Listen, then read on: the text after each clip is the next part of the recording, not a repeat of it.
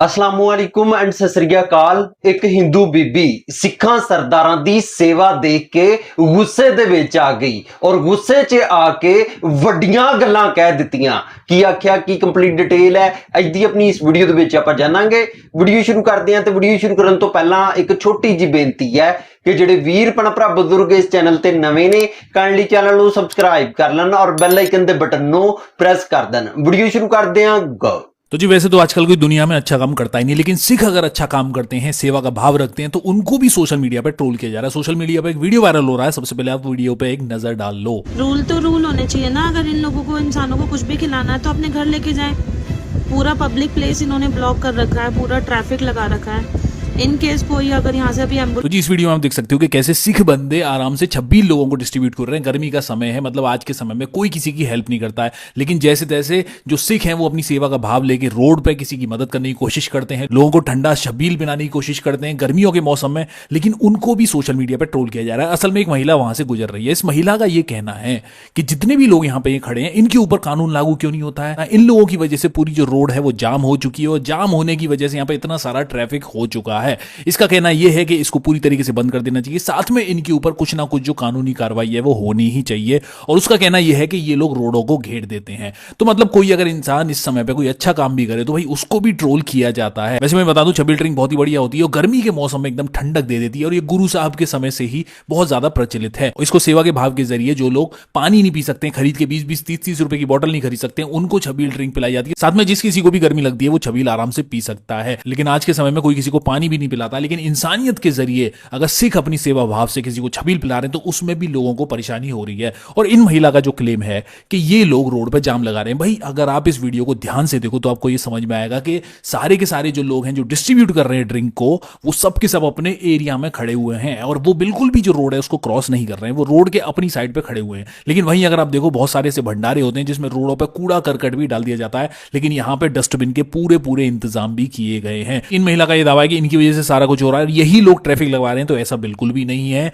जो लोग हैं डेली के काम करने वाले, उनको बहुत ज्यादा इस चीज की जरूरत होती है कि कोई इनको कोई ड्रिंक पिला दे, लेकिन वहां पे जिस तरीके से सेवा की जा रही है उसमें भी इस महिला को बहुत ज्यादा प्रॉब्लम है। और इस महिला का जो वीडियो है वो सोशल मीडिया पे वायरल हो चुका है और बहुत सारे लोग सिखों को ही ट्रोल कर रहे हैं, लेकिन कुछ लोग जो हैं वो इनके अगेंस्ट में भी बात कर रहे हैं। उनका कहना यह है कि भाई आप लोग एक पानी तक तो पिला नहीं सकते, भंडारा या खाना खिलाने की तो एक बहुत दूर की बात है, लेकिन कोई छबील पिला रहा है तो आपको उसमें भी इतनी ज्यादा परेशानी हो रही है। रोड पे करने की क्या जरूरत है, पूरा ट्रैफिक लगा रखा है। रूल तो रूल होने चाहिए ना। अगर इन लोगों को, इंसानों को कुछ भी खिलाना है तो अपने घर लेके जाएं। पूरा पब्लिक प्लेस इन्होंने ब्लॉक कर रखा है, पूरा ट्रैफिक लगा रखा है।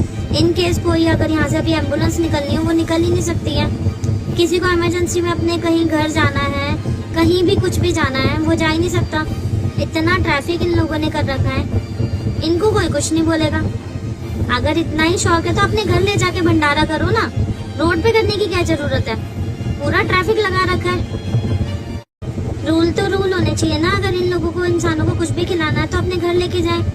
पूरा पब्लिक, मेरे को लग रहा है कि भाई इनको ऐसे भंडारे में जाना चाहिए जहां पर इस तरीके से खाना डिस्ट्रीब्यूट किया जाता है।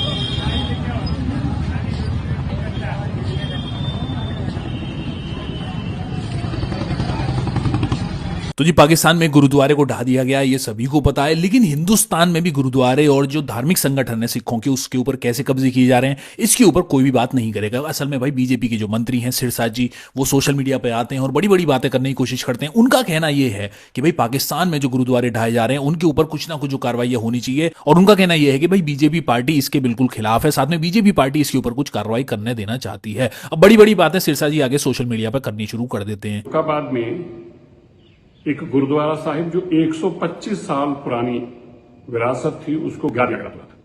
मैं जहां इसकी कड़े शब्दों में निंदा करता हूं, ये बहुत बड़ा पाप है जो पाकिस्तान द्वारा किया गया है। भारत सरकार ने इसका संज्ञान लिया है, मैं धन्यवाद करता हूं।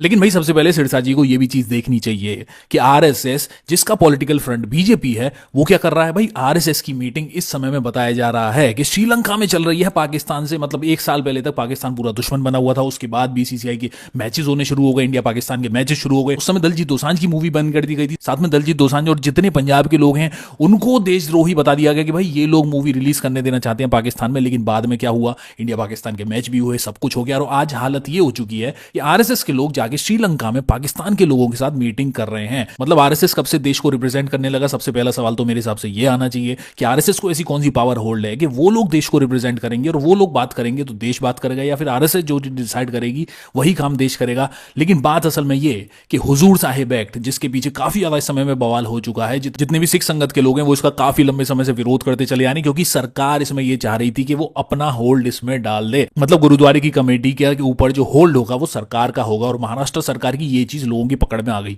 और जब लोगों की पकड़ में आई तो महाराष्ट्र सरकार को पीछे हटना पड़ा, क्योंकि आने वाले समय में पंजाब में इलेक्शन है और इसका असर वहां तक जाएगा। और यही कारण है कि इसकी वजह से महाराष्ट्र सरकार को पीछे हटना पड़ा। लेकिन इसके बाद जो सिख जत्थेबंदी है उनका कहना यह है कि आने वाले समय में अगर इस तरीके की चीजें बढ़ेंगी तो वो लोग सरकार को ही जिम्मेदार ठहराएंगे कि जिस तरीके से सिख धार्मिक स्थलों के ऊपर कब्जा किया जा रहा है इसको वो रोकने के लिए हमेशा से साथ खड़े हैं। साथ में उनका यह भी कहना है कि जितने भी सिख पूरी देश और दुनिया में हैं उन सबको सारी चीजें छोड़ के, सारे गिले शिकवे छोड़ के एक साथ आके इसके साथ खड़े रहना चाहिए। ਸਰਕਾਰ ਹੋਵੇਗੀ। ਵਾਹਿਗੁਰੂ ਜੀ ਕਾ ਖਾਲਸਾ ਵਾਹਿਗੁਰੂ ਜੀ ਕੀ ਫਤਿਹ। ਖਾਲਸਾ ਜੀ, ਆਪ ਸਾਰਿਆਂ ਨੂੰ ਪਤਾ ਹੀ ਹੋਵੇਗਾ ਕਿ ਸੱਚਖੰਡ ਸ੍ਰੀ ਹਜੂਰ ਸਾਹਿਬ ਦੇ 1956 ਦੇ ਐਕਟ ਨੂੰ ਮਹਾਰਾਸ਼ਟਰ ਸਰਕਾਰ ਰੱਦ ਕਰਕੇ 2026 ਦਾ ਐਕਟ ਆਪਣੇ ਤਰੀਕੇ ਦੇ ਨਾਲ ਗੁਰਦੁਆਰਾ ਪ੍ਰਬੰਧ ਚਲਾਉਣ ਦੇ ਵਾਸਤੇ ਲਾਗੂ ਕਰਨਾ ਚਾਹੁੰਦੀ ਆ। ਸੋ ਅਸੀਂ ਸਾਰੇ ਹੀ ਸਿੱਖਾਂ ਦੇ ਤਾਈਂ ਪਹਿਲਾਂ ਤੇ ਬੇਨਤੀ ਕਰ ਦਈਏ ਕਿ ਸਾਰੇ ਏਕਤਾ ਦੇ ਵਿੱਚ ਰਹੀਏ।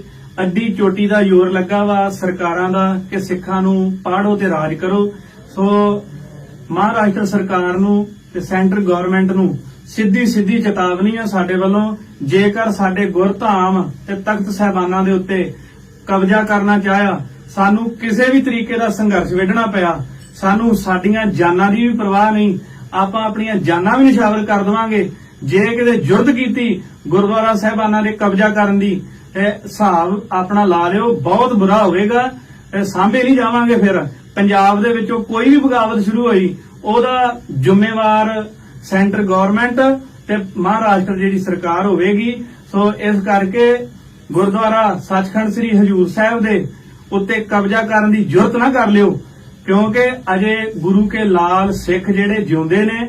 ਸੋ ਬਹੁਤ ਮਨ ਖਾਲਸਾ ਜੀ ਪਰੇਸ਼ਾਨ ਹੋਇਆ।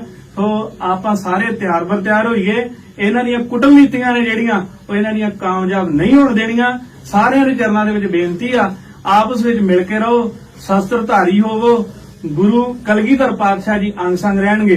वाहिगुरु जी का खालसा वाहिगुरु जी की फतेह। तो ये भी कुछ ही समय पहले नगरासू गुरुद्वारे पे निहंग पहुंच गए थे और इसके बाद पूरी उत्तराखंड में बवाल होना शुरू हो गया। वो ये कह रहे थे कि निहंगों पे कार्रवाई होनी चाहिए। लेकिन इन सब के बाद एक बड़ी चीज सामने आई कि भाई जो बाबा जसदीप सिंह है उनके ऊपर विकी थॉमस ने एक बड़ी कॉन्ट्रोवर्सी क्रिएट करने की बात कही। उन्होंने सोशल मीडिया पे आके ये बोला कि भाई मैं इनको एक्सपोज कर रहा हूं, मैं इनकी सारी चीजें सोशल मीडिया पे डाल रहा हूं। भाई उसकी जो टाइमिंग है ना, लोगों की नजर उस पर थी कि इसको इसी टाइम पे ये सारी चीजें क्यों कर रही हैं। अब सवाल उठ रहे हैं भाई विकी थॉमस की क्रेडिबिलिटी पे कि विकी थॉमस जो बंदा है वो किस से जुड़ा हुआ है और किस संगठन से उसके संपर्क हैं। कभी वो बताते हैं कि वो मुस्लिम बन जाता है, कभी बताते हैं वो हिंदू बन जाता है, कभी बताते हैं कि वो सिख बन चुका है। अब उसकी जो क्रेडिबिलिटी है उसके ऊपर लोगों का शक शुरू हो चुका है। बहुत सारे लोग सोशल मीडिया पर यह दावा कर रहे हैं कि विकी थॉमस आरएसएस का बंदा है। उनका कहना यह है कि समय समय पर अपने मौके के अनुसार चीजें बदलता रहता है और इस समय जो सोशल मीडिया पर यह छाया हुआ है ये जानबूझकर फेम के लिए छाया हुआ है। बहुत सारे ऐसे अकाउंट है जो कि आगे विकी थॉमस का विरोध कर रहे हैं और खुल के ये बात बोल रहे हैं कि भाई विकी थॉमस चीजों को बदलता रहता है। और साथ में उसकी जो पास्ट है उसके ऊपर भी सवाल उठा रहे हैं कि भाई कैसे ये शराबबाजी बहुत ज्यादा करता था और इसने ट्रांसजेंडर से शादी करी, या फिर ये सोनिया गांधी जी के साथ था, कभी ये हिंदू दल का बन के घूम रहा था। लेकिन आज के समय में अगर ये निहंग बन गया है तो उसकी क्रेडिबिलिटी पे सवाल खड़ा हो रहा है। इनका कहना यह है कि भाई इसकी जो जांच है वो होनी चाहिए, साथ में इसको जांच के घेरे में आना चाहिए। लेकिन इस समय विकी थॉमस के जो वीडियोस हैं वो सोशल मीडिया पे वायरल हो रखे हैं। वो बता रहा है कि वो कुछ समय बाद पंजाब छोड़ देगा, या फिर उसका कहना यह भी है कि वो महाराष्ट्र ही चला जाएगा। लेकिन उसके पुराने वीडियो जिस तरीके से सोशल मीडिया पे ट्रेंड कर रहे हैं, एक बड़ा सवाल खड़ा हो रहा है। लोग इस पे आंसर मांग रहे हैं। मैं जत्थेदार राजा राज सिंह जी ने जत्थेदार बनाया मेरे को। पहली बार मैं वीडियो में बोल रहा है, पर तेरी तरह धंधा नहीं किया मैंने, समझा क्या?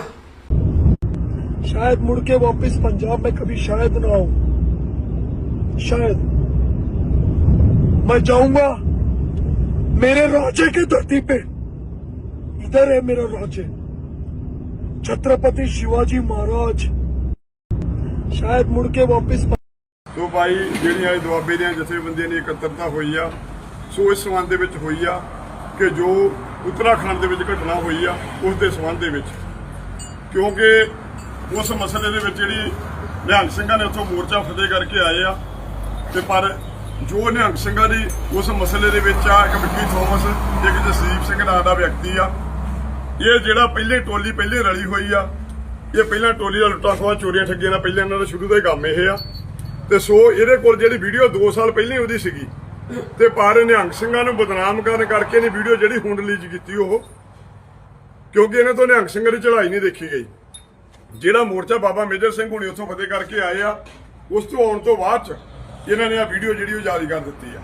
ਤੇ ਇਹਦੇ ਵਿੱਚ ਵਿੱਕੀ ਥੋਮਸ ਨੂੰ ਚੇਤਾਵਨੀ ਦਿੰਦੇ ਆ ਵੀ ਬੰਦੇ ਨਾ ਬਣ ਜਾ ਪੁੱਤ, ਤੂੰ ਕਦੀ ਕਿਸੇ ਨੂੰ ਕਹਿਣਾ, ਕਦੀ ਤੂੰ ਕਿਸੇ ਨੂੰ ਕਹਿਣਾ ਫਿਰਦਾ ਬਈ ਅੱਖਾਂ ਕੱਢਦਾ ਐਵੇਂ, ਤੂੰ ਹਰ ਇੱਕ ਨੂੰ ਕਹਿਣਾ ਮੇਰੇ ਨਾਲ ਦੇਖ ਲਓ, ਮੇਰੇ ਨਾਲ ਦੇਖ ਲਓ। ਜੇ ਦੇਖਣ ਦਾ ਇੰਨਾ ਚਾਹਦਾ 98720110 ਨੰਬਰ ਆ, ਜਦੋਂ ਮਰਜ਼ੀ ਸਾਨੂੰ ਫੋਨ ਕਰਦਾ, ਸਾਡਾ ਦੇਖਣਾ ਜਿੱਥੇ ਮਰਜ਼ੀ ਨੂੰ ਟਾਈਮ ਰੱਖ।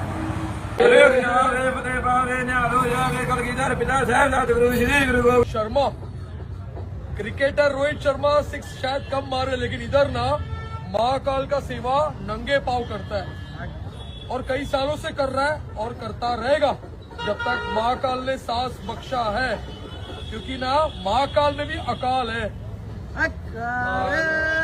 अब ये जो मेरे को बेटा मिला है भाई, ये प्रेम, ये प्यार,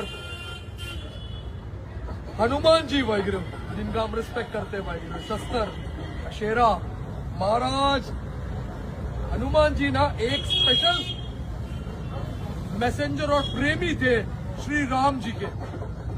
हाथ खोल के भी दिखाएंगे तो राम जी दिखेंगे वो हाथ में विराजमान।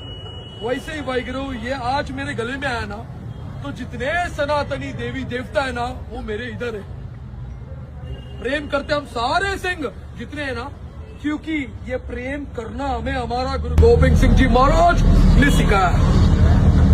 कोई शौक नहीं था वाहिगुरु 9 साल की उम्र में कटासर हाथ में लेने का वाहिगुरु, लेकिन धर्म की हिफाजत सबसे बड़ा सेवा है वाहिगुरु। वो चाहे अब कोई भी रिलीजन का हो, फिर भी सर कटेगा महाराज, आप सेवा करवाएगा।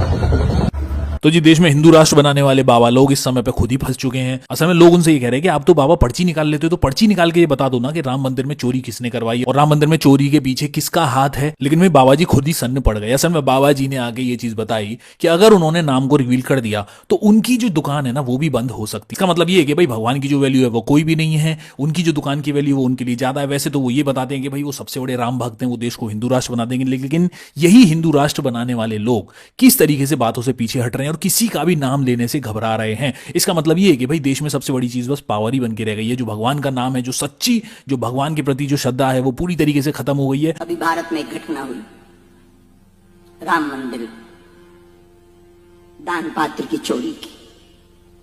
कुछ कहा नहीं तो लोगों ने, पूरे भारत ने चलाया। बागेश्वर बाबा मौन है, चुप है, कुछ कह ही नहीं रहा, वाई फाई फैल है, कुछ बोल ही नहीं रहा।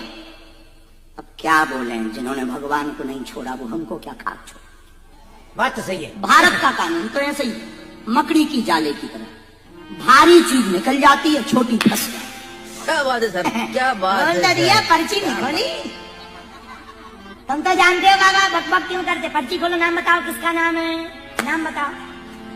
अब हमने यदि नाम बता ही दिया तो वो हमको निपटा देगा, खत्म। आज नहीं तो कल निपटा देगा, तो हम दूसरों के नाम ही नहीं बता पाएंगे।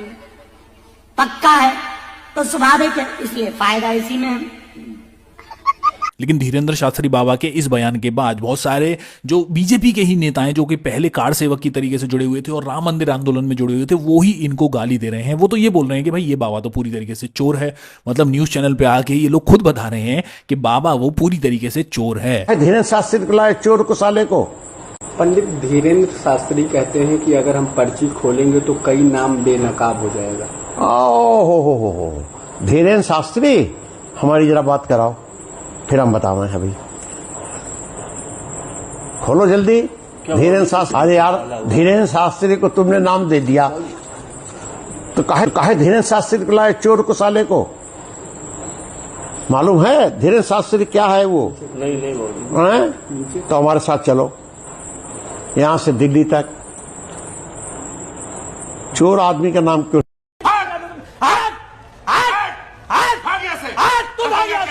तू मिल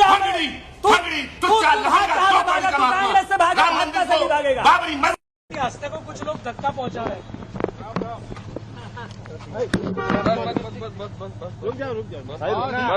रास्ते को कुछ लोग धक्का पहुंचा रहे हैं।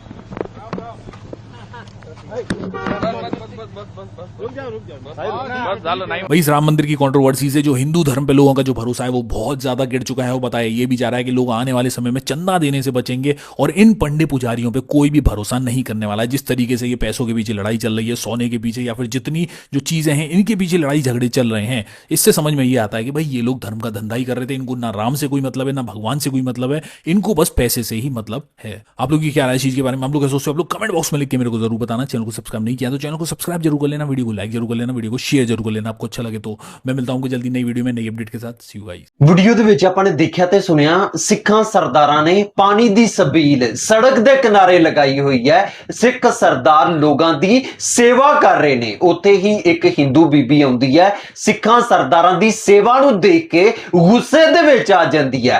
ਕਹਿੰਦੀ ਹੈ ਕਿ ਇਹਨਾਂ ਦੇ ਖਿਲਾਫ ਕਾਨੂੰਨੀ ਕਾਰਵਾਈ ਹੋਣੀ ਚਾਹੀਦੀ ਹੈ। ਇਹ ਐਵੇਂ ਹੀ ਰਸਤਾ ਰੋਕ ਕੇ ਖੜੇ ਹੋ ਜਾਂਦੇ। ਹਾਲਾਂਕਿ ਆਪ ਜੀ ਨੇ ਵੀਡੀਓ ਦੇ ਵਿੱਚ ਦੇਖਿਆ ਹੈ ਕਿ ਸਿੱਖ ਸਰਦਾਰ ਇੱਕ ਸਾਈਡ ਤੇ ਖੜੇ ਨੇ, ਫੁੱਟਪਾਥ ਤੇ ਖੜੇ ਨੇ ਔਰ ਆਰਾਮ ਦੇ ਨਾਲ ਲੋਕਾਂ ਦੀ ਸੇਵਾ ਕਰ ਰਹੇ ਨੇ, ਆਰਾਮ ਦੇ ਨਾਲ ਲੋਕਾਂ ਨੂੰ ਪਾਣੀ ਪਿਆ ਰਹੇ ਨੇ। ਦੇਖੋ ਜੀ ਅੱਜ ਕੱਲ ਦਰਜਾ ਹਰਾਰਤ ਜਿਹੜਾ ਹੈ ਉਹ ਕਦੇ 45 ਡਿਗਰੀ ਹੁੰਦਾ ਹੈ ਤੇ ਕਦੇ 45 ਤੋਂ ਵੀ ਉੱਤੇ ਚਲਾ ਜਾਂਦਾ ਹੈ। ਲੋਕਾਂ ਨੂੰ ਠੰਡੇ ਪਾਣੀ ਦੀ ਬਹੁਤ ਜ਼ਿਆਦਾ ਜ਼ਰੂਰਤ ਹੁੰਦੀ ਹੈ ਔਰ ਜਗ੍ਹਾ ਜਗ੍ਹਾ ਤੇ ਆਪ ਜੀ ਦੇਖੋ ਕਿ ਕਿਤੇ ਵੀ ਪਾਣੀ ਦੇ ਕੂਲਰ ਨਹੀਂ ਲਗਾਏ ਗਏ ਤੇ ਉੱਥੇ ਹੀ ਸਿੱਖ ਸਰਦਾਰ ਅੱਗੇ ਆਉਂਦੇ ਨੇ, ਸੇਵਾ ਦੇ ਵਿੱਚ ਲੱਗ ਜਾਂਦੇ ਨੇ ਤੇ ਉਹਨਾਂ ਦੀ ਇਸ ਸੇਵਾ ਨੂੰ ਵੀ ਇਸ ਹਿੰਦੂ ਬੀਬੀ ਨੇ ਟ੍ਰੋਲ ਕੀਤਾ ਹੈ।